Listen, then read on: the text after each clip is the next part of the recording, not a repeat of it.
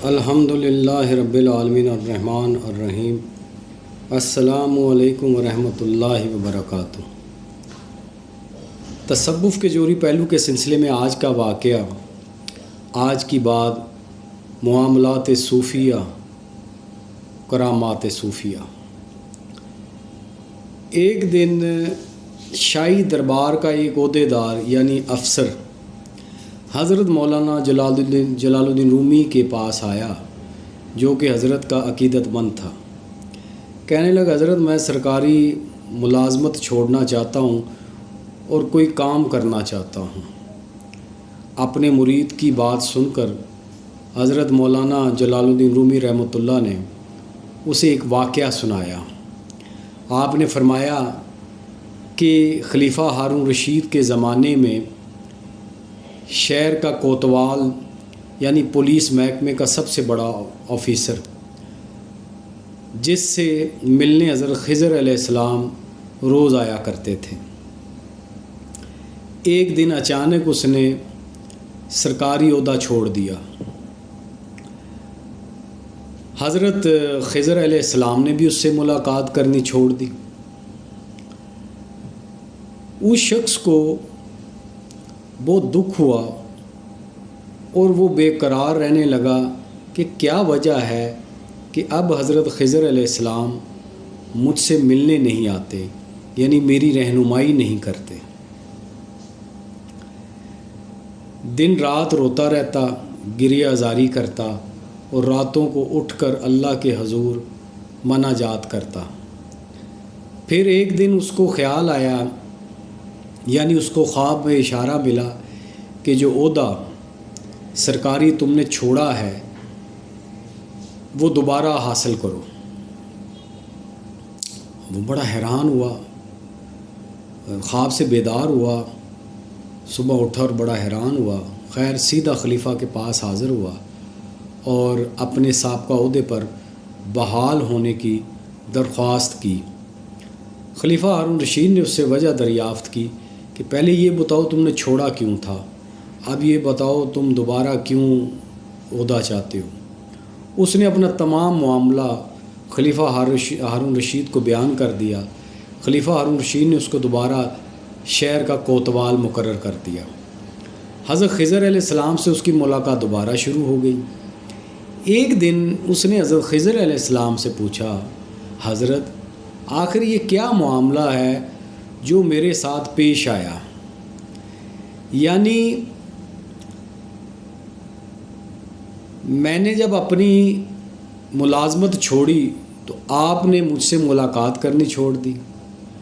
अब मैं जब दोबारा मुलाजमत पर बहाल हो गया हूँ तो आपने दोबारा मुझसे मुलाकात शुरू कर दी है, ये मामला क्या है।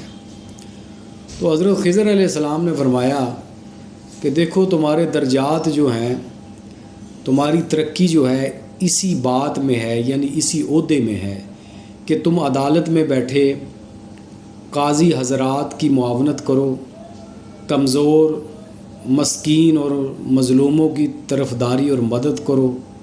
तुम्हारा जो ओहदा है अल्लाह ने तुम्हें इसलिए दिया है ताकि तुम मज़लूमों को ज़ालिमों से बचाते रहो और इनकी खिदमत करते रहो, क्योंकि ये खिदमत हज़ारों चिल्लों और मुराकबों से बेहतर है जो तुम समझते हो और जिस गर्ज़ से तुम मेरे पास आते हो, उससे बेहतर है कि तुम अपने इस ओहदे में, इस मनसब पर रहकर मज़लूमों की, गरीबों की जो है वो मदद करो। अब इस वाक़े का जोरी पहलू भी यही है कि अगर अल्लाह ने आपको कोई ओहदा दिया है, कोई मनसब दिया है, तो अगर आप ये समझते हैं कि आपकी अक्ल की वजह से मिला है, अक्ल की बुनियाद पे मिला है, काबिलियत की बुनियाद पे मिला है, जो कि अक्सर हमारे मुआशरे में ऐसे लोग हैं, और ख़ास तौर पे मुझे तो इसका बहुत ही ज़्यादा एक तजर्बा है पिछले 23-24 साल से, क्योंकि मैं एक प्राइवेट सेक्टर से मेरा ताल्लुक़ है और मैं देखता हूँ कि ये जो पढ़े लिखे लोग हैं, ज़्यादातर, सब नहीं, पाँचों उंगलियाँ बराबर नहीं होती, लेकिन कुछ लोग आप कह सकते हैं कि जो ये समझते हैं कि मेरी जो तालीम है, मेरी जो डिग्री है, मेरी जो काबिलियत है, ये जो ओहदा मुझे मिला है, नौकरी जो मुझे मिली है, आज जो मैं ये बैठ के हुक्म चला रहा हूँ, तो ये मेरी काबिलियत की वजह से, मेरी डिग्री की वजह से। जबकि ऐसा नहीं है। अगर ऐसा होता तो फिर फ़िरौन और नमरूद और शद्दाद और कारून ये दुनिया के फिर इंतहाई काबिल तरीन लोग हैं कि जिन्हें अल्लाह ने पूरी दुनिया की जो है वो सल्तनत दी, और इससे बड़ा ओहदा नहीं है जो उन लोगों को अल्लाह ने दिया। असल में जो ओहदा है, जो मनसब है, वो अमानत है अल्लाह की। अगर आप ये समझते हैं तो फिर आप उसको इस्तेमाल भी अल्लाह के कामों के लिए करते हैं, यानी अल्लाह की मखलूक, अल्लाह के बंदों के लिए करते हैं। अगर आप समझते हैं कि ये मेरी काबिलियत है, मेरी वजह से, तो फिर इस्तेमाल भी आप अपनी ज़ात के लिए करते हैं, अपने लिए करते हैं। और याद रखें कि आपने इसका जवाब देना है। अगर आप हेड हैं किसी अदारे के, सरबराह हैं, तो आपकी जो रईयत है, यानी आपके नीचे जो आपके सबॉर्डिनेट या जूनियर्स हैं, तो उनका जवाब आपने अल्लाह को देना है। जिस तरह एक घर के सरबराह ने जवाब अल्लाह को देना है अपने बच्चों का, बीवी का, इसी तरह आपने भी जवाब देना है। अगर आप इसे अमानत समझेंगे तो बच जाएंगे।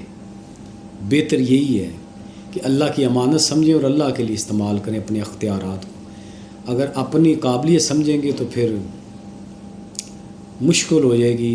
इस दुनिया में तो चंद रोज़ है, इख्तियार का इस्तेमाल आप करेंगे, हुक्म चलाएंगे, लेकिन आखिरत में क्या करेंगे?